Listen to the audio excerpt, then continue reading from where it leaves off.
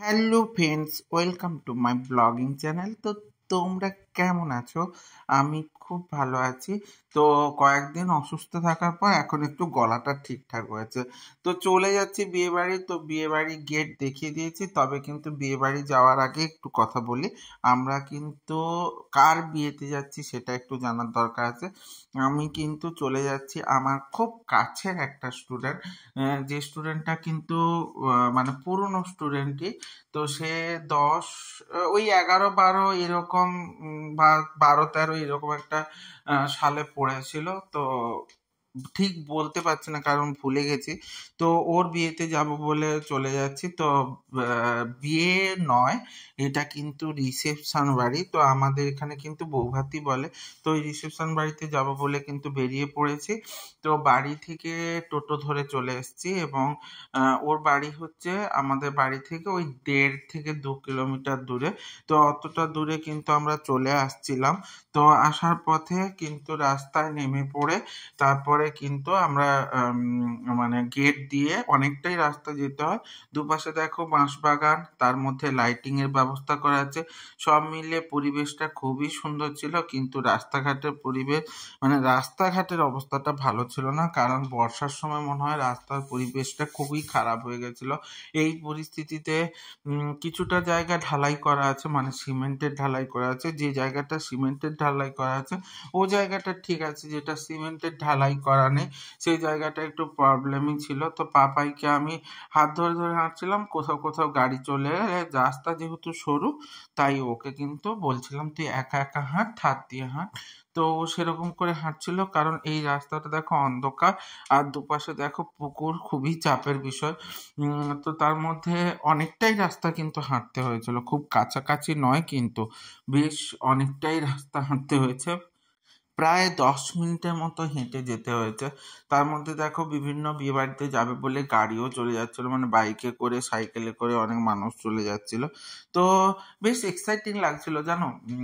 বেশ শীতের আবহাওয়া, তার সঙ্গে সঙ্গে মানে অন্ধকার রাস্তা, তার মধ্যে হালকা হালকা লাইট, আর যাচ্ছি হচ্ছে বিয়েবাড়ি। সব মিলিয়ে একটা ভীষণ সুন্দর মোমেন্ট বলতে পারো। এইরকম একটা অভিজ্ঞতা মানে বেশ এক্সাইটিং ধরনের একটা অভিজ্ঞতা। তো তার মধ্যে চলে যাচ্ছিলাম। তো বিয়ে বাড়ি মানে তো একটা আলাদাই এক্সাইটমেন্ট থাকে। আর সাহেবের বিয়ে বলে কথা, সাহেব আমাদের খুব কাছের এবং পছন্দের একটা স্টুডেন্ট, কারণ ও অনেক দূর পড়াশুনো করলেও চাকরি পায়নি। ওর একটা স্টেশনারি দোকান আছে, মানে গিফট হাউস আছে মেনলি। তো আমরা যখনই কোনো জায়গায় যাই তো সেখানে ওর দোকান থেকেই বাজার করার চেষ্টা করি। আর আমার একটা রুলস আছে, সেই রুলসটা একটু বলি। আমি কিন্তু আমার স্টুডেন্টদের দোকান থেকেই বাজার করি, নাহলে আমি কিন্তু অন্য কারোর কাছ থেকেই বাজার করি না। কারণ আমার স্টুডেন্টগুলো, নাহলে আমরা যদি না ওদেরকে সাহায্য করি তাহলে অন্যরা কি করে সাহায্য করবে। খুব সুন্দর প্যান্ডেল করেছিল, সুন্দর ডেকোরেশন করেছিল, আর আলোর রোশনাই তো দারুণ করেছিল। দেখো চারিদিকে আলোর অনেক অনেক লাইটিং দিয়ে দিয়েছিল, তার মধ্যে দিয়ে চলে যাচ্ছিলাম। আর একটা ফোয়ারা করেছিল, কিন্তু এত লোকজন ছিল আমি ঠিকঠাক ফোয়ারাটা, ওই দেখো দূরে দেখা যাচ্ছে ফোয়ারাটা, আর কত সুন্দর লাগছে দেখো, পুরো জলের মধ্যে লাইটিং এর যে আভাগুলো পড়েছে বেশ অসাধারণ লাগছিল। তো তার মধ্যে আমরা চলে যাচ্ছিলাম, আর পাপাইকে বলছিলাম দেখ এই লাইটগুলো কত সুন্দর। তো বিয়ে বাড়িটা বেশ জমকালো ছিল, খুব সুন্দর করে করেছে। তো ও বাবার একমাত্র ছেলে, ওর একটা দিদি আছে। তো একমাত্র ছেলে, তা ওর বাবা অনেক শখ পূরণ করে বিয়ে বাড়িটা অ্যাটেন্ড করেছে বলতে পারো। তো তোমাদের সঙ্গে পুরো ব্লগটা কিন্তু পরের দিনই দেখতে পাবে। ওর বউ বা কি খাওয়া দাওয়া করলাম সেটা পরের ভিডিওতে দেব। আমার কিন্তু এইখানে দেখো সাহেব আর সাহেবের বউকে আমি কিছুটা ওই লাইভ যে টিভি আছে তাতেই দেখিয়ে দিলাম। আর দেখো গেটগুলো কত সুন্দর ছিল, বেশ দারুণ। তার মধ্যে দিয়ে আমরা চলে যাচ্ছিলাম, দারুণ লাগছে।